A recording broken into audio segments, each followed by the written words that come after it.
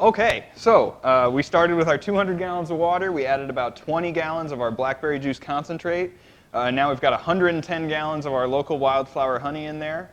And we've just dropped a hydrometer. And as planned, we are at a higher gravity than we want to be. I like to start with less water than I know I'm going to need so I can fine-tune it and get it where it needs to be by adding water at the end, instead of having to control 1 gallon at a time of honey to mix in. It's just easier to do it this way. So right now we're sitting just above 1.15 specific gravity, and we want to get to 1.13. Going to do a little bit of math to find out exactly how much water we have to add to get there. This is my magic equation, and the variables are actually written. This is meant to solve, if you have this volume of juice at some specific gravity, it's how much honey do you need to add to get to your desired gravity. But you can actually rework it. I'm adding water, so we're pretending that the honey we're solving for is 1.0 gravity, which is what water is. So it's the same equation I use for lots of different things, whether it's adding honey to a must, adding water to a must, or even fortifying. Works with alcohol percentage as well as specific gravity.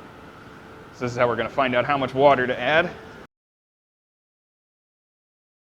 Add water until our tank level is 7.2 inches higher. Cool. Yeah. Yeah. Well, okay, so we're at the beginning of a batch. I was talking with George earlier. These are my favorite days. I get to do the most with honey and juice, and it's very low risk. At the beginning of a batch, we're mixing all these ingredients to create a healthy environment for yeast to thrive in, to do its job. The yeast is central to all of this. Unlike when you're aging finished wines, when you're starting a must for a new mead, oxygen is your friend.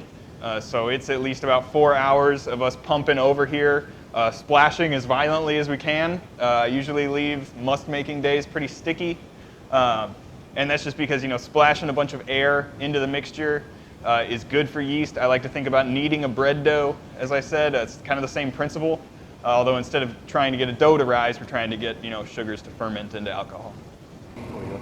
Now you'll see here that what Chase has got going on is he's pumping from the bottom of this tank through this pump back up through the top, and he's also added the water. Now, what this pump is doing is stirring all of that and trying to get it all mixed up. And that's why it takes so long, because it's such a large batch. Of course, at home, all you got to do, you just got to stir it a few times just to get it mixed up. But since this batch is so large, it takes a little bit of time in order for this to happen. Now, how does he know? You're going to ask, how does he know when it's fully mixed?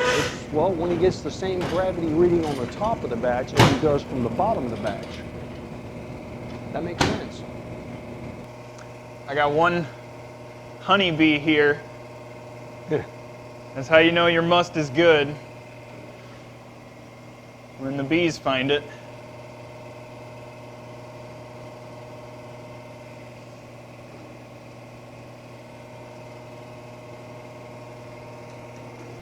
All right, so this sample is from the very top of the tank. The water that I add just tends to kind of sit on top. It takes a little while to get totally mixed in. And so we test from the very top of the tank. Yeah, you can tell. I can already tell it's way lower gravity than the entire mixture. Yeah, that's reading at 1.07 or somewhere about there. And if I pull from the bottom,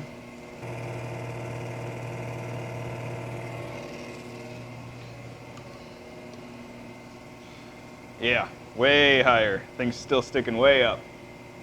Yeah, we're still at about 1.14, which is down from the 1.5 we were at when we started. So another 10, 20 minutes of it mixing, these should equalize. This is for our yeast starter. This is nothing but just our filtered tap water, same water we started the batch with. Yeast likes our dry yeast here, the one we were working with in particular, likes its water to start in between 104 and 109 degrees. So we're going to the microwave. The most important part? What is today? Yeah. 16th? Yeah. Record keeping. Yes. Remember what you did. because you're going to have to do it again. So this is our yeast starter. It's still just water. I've nuked it. It's at about 107 degrees right now. Already cooling off on the surface. I'm reading 102 just right on the surface, which is fine. All 28 packets of dry yeast. I use EC 1118. I'm not afraid to share that detail with y'all. Goes into the water. The analogy, I talked about kneading bread when we were mixing the must.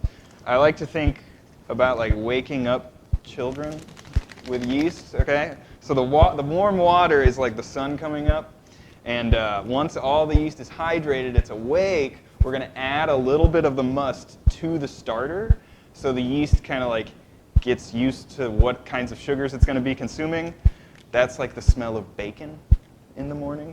So we want our yeast to be awake and hungry, ready to do its job quickly. That's the goal here. And we're going to get the camera on this and do a little time lapse, I think. Yeah. Normally, now you're using EC 1118, which is really Yes, sir. popular. Right? We use this in a lot of brews. And normally in a 6-gallon batch, we're using 1 packet. Now you're using 28 here, which, if my math is right, that's 168 gallons. But you've got a lot more than that. Your math is right, and that's to say, 1 packet of any yeast can ferment more volume than the 6 gallons they instruct it to. That's the dosage recommended for a good population. As soon as yeast is introduced into the must and there's an abundance of sugars for it to consume, it's going to multiply. Its population is going to grow accordingly to how much sugars are available. So theoretically, 1 packet could ferment my whole tank as long as there are no other wild yeast. But it would just take a long time for it to get started.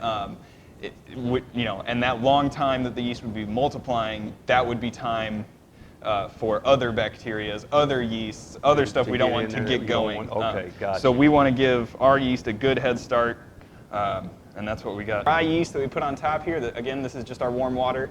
As the yeast gets hydrated, you can see them dropping one, the cells one at a time or in little clusters. After about 15 minutes, we'll give this whole tub a stir to make sure all the yeast is hydrated. Then we're going to start adding some of our must, which is our water, honey, and blackberry juice, and that'll really get the yeast going. You'll be able to see it. Okie doke. Now I've just got a simple test tube, what I was using to take readings in, full of the must, and that is just going to go straight in there, and that is really going to wake them up. And we're going to keep filming. So now it's like smelling the bacon. That's right. They're smelling the bacon. And they're going to decide to wake up. And we should see a good amount of foam form over just the next few minutes. And that's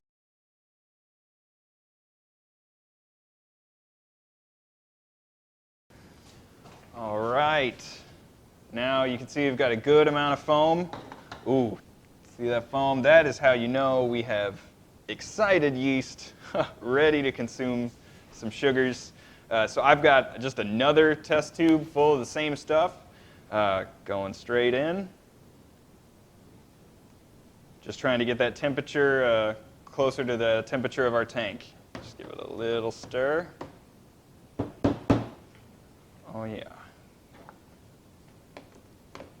Just set that on there. Still like it to be able to breathe. The fruit flies are dive bombing it though. They love it.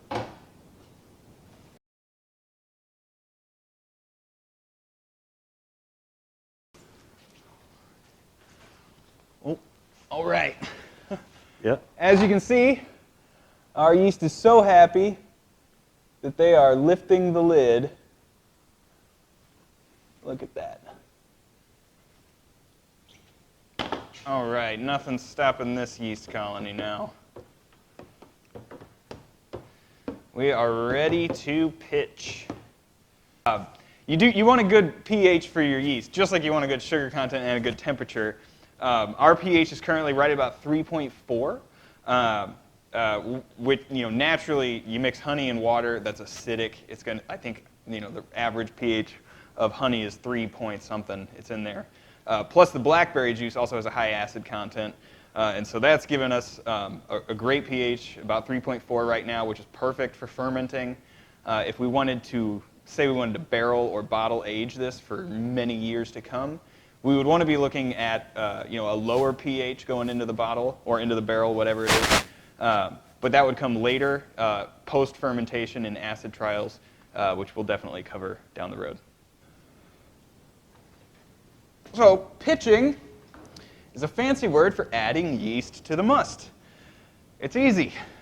You dump it. Now, I've got all this happy yeast foam on my lid and my bin. This has all been washed and sanitized prior.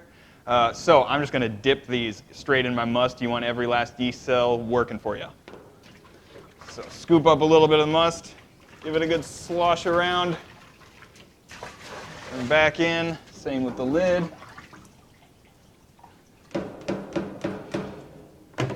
And that is a day's work. The lid, oh hey, see the honeybee? Can you see that? The lid's going to stay open.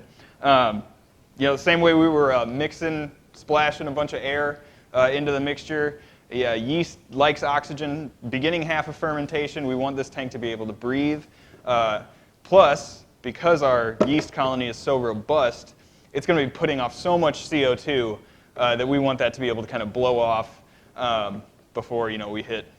When we hit about 8% alcohol, we'll go ahead and shut the lid. About that point, we don't want oxygen. Folks, that's it. That's one big batch of how many gallons? Oh, we're about 430 right now. 430 gallons of mead. Now, and Mead this is to a real be, yeah. mead to be. Then it's in the yeast's hands. It's all up to the yeast now, and we need to come back for the acid trials. And yeah, down the road, in about a week, this is going to be close to done fermenting. It's usually a pretty quick process. Then we'll be racking into another tank, leaving the yeast sediment behind, and then it's about fining it, adding things like bentonite, sparkaloid. We can talk about that down the road. absolutely, absolutely. Yeah. And you can do all this at home. Just remember, you're just not doing it on this large of a scale, but every step is precisely, exactly the same. So, until next time, happy brewing. Happy brewing.